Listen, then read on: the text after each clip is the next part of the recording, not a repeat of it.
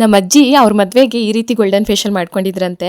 ಅವಾಗೆಲ್ಲ ಈಗಿನ ತರ ಪಾರ್ಲರ್ಗಳು ಇರ್ಲಿಲ್ವಲ್ಲ, ಆಗ ಮನೆನೇ ಪಾರ್ಲರ್ ಅವ್ರಿಗೆ. ಈ ರೆಮಿಡಿನ ಅವರು ಮೈ ಕೈಗೆಲ್ಲ ಹಚ್ಚೋದಲ್ಲದೆ ಚೆನ್ನಾಗಿ ಹಾಕೊಂಡು ತಿಕ್ಕೋರಂತೆ. ಅವಾಗ ಎಷ್ಟೇ ಹಳೆ ಕಲೆ ಇದ್ರು ಮುಖದಲ್ಲಿ ಹಳೆ ಮಾರ್ಕ್ಗಳು, ಪಿಂಪಲ್ ಮಾರ್ಕ್ಗಳಿದ್ರು 45 ದಿವಸ ಮದ್ವೆಗಿಂತ ಮುಂಚೆಯಿಂದ ಇದನ್ನ ಮಾಡ್ಕೊಂಡು ಬರ್ತಿದ್ರೆ ಕಂಪ್ಲೀಟ್ ಆಗಿ ಮದ್ವೆಗೆ ಒಳ್ಳೆ ಮೈ ಕಾಂತಿ ಬರೋದಂತೆ. ಈ ರೆಮಿಡಿನ ಮಾಡ್ಲಿಕ್ಕೆ ಕೇವಲ 2 ಪದಾರ್ಥ ಸಾಕು. ಒಂದು ತೆಂಗಿನಕಾಯಿ, ಹಾಗೆ ಇನ್ನೊಂದು ಅರಿಶಿನ ಕೊಂಬು.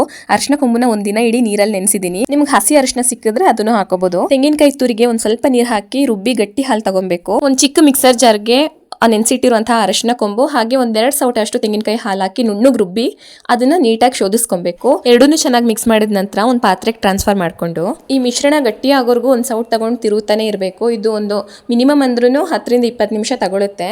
ಈಗ ವಿಡಿಯೋದಲ್ಲಿ ತೋರಿಸಿದೀನಲ್ಲ, ಈ ಕನ್ಸಿಸ್ಟೆನ್ಸಿಲಿ ಬರಬೇಕು. ಅದು ಈ ತರ ಗಟ್ಟಿ ಆದ್ಮೇಲೆ ತಳ ಎಲ್ಲ ಬಿಟ್ಕೊಳ್ಳುತ್ತೆ. ಅದನ್ನ ಒಂದು ಚಿಕ್ಕ ಟಿಫನ್ ಬಾಕ್ಸಲ್ಲಿ ಹಾಕಿ ನೀವು ಎತ್ತಿಟ್ಕೊಂಡ್ರೆ, ಹಾಗೆ ಇಟ್ರೆ 1 ವಾರದವರೆಗೂ ಇಟ್ಕೋಬಹುದು. ಇಲ್ಲ ಫ್ರಿಜ್ಜಲ್ಲಿ ಇಟ್ರೆ 1 ತಿಂಗಳವರೆಗೂ ಇಟ್ಟರು ಕೆಡಲ್ಲ. ಇದನ್ನ ಮೆಚೂರ್ಡ್ ಆಗಿರೋ ಹೆಣ್ಮಕ್ಳಿಗೆ ಹಾಗೆ ಬಾಣ್ತಿರು ಕರೆಕ್ಟಾಗಿ 1 ತಿಂಗಳು ಬಿಡದೆ ಹಚ್ಕೊಂಡು ಬಂದ್ರೆ ಮೈಕಾಂತಿ ಹೆಚ್ಚುತ್ತೆ, ಸಖತ್ ಗ್ಲೋ ಬರುತ್ತೆ ಸ್ಕಿನ್. ನನ್ನ ಮದ್ವೆ ಟೈಮಲ್ಲೂ ನಾನು ಈ ರೆಮಿಡಿನ ಮಾಡ್ಕೊಂಡಿದ್ದೆ. ಇನ್ನು ನಾರ್ಮಲಿ ಎಲ್ಲ ಲೇಡೀಸನ್ನು ಈ ರೆಮಿಡಿನ ಫಾಲೋ ಮಾಡ್ಬೋದು. ಆದ್ರೆ ಈ ರೆಮಿಡಿ ಹಚ್ಕೊಂಡ್ಮೇಲೆ ತುಂಬಾ ಗಾಢವಾದ ಬಿಸಿಲಿಗೆ ಹೋಗೋಗಿಲ್ಲ. ಇದನ್ನ ಹಚ್ಚಿದ ನಂತರ ಒಂದು 20 ನಿಮಿಷ ಬಿಟ್ಟು ಕಡಲೆ ಹಿಟ್ಟು ಯೂಸ್ ಮಾಡ್ಕೊಂಡು ಉಗುರು ಬೆಚ್ಚಗಿರೋ ನೀರಲ್ಲಿ ಸ್ನಾನ ಮಾಡ್ಕೊಬಹುದು. ಹಳೆ ಕಾಲದ ಸಾಂಪ್ರದಾಯಿಕವಾದ ಈ ರೆಮಿಡಿ ನಿಮ್ಗೆ ಇಷ್ಟ ಆಗಿದ್ರೆ ಜಸ್ಟ್ ಒಂದು ಲೈಕ್ ಮಾಡಿ, ಕಮೆಂಟ್ ಮಾಡಿ. ಹಾಗೆ ಹೆಣ್ಮಕ್ಳಿರೋರಿಗೆ ಆದಷ್ಟು ಈ ವಿಡಿಯೋನ ಶೇರ್ ಮಾಡಿ. Thank you.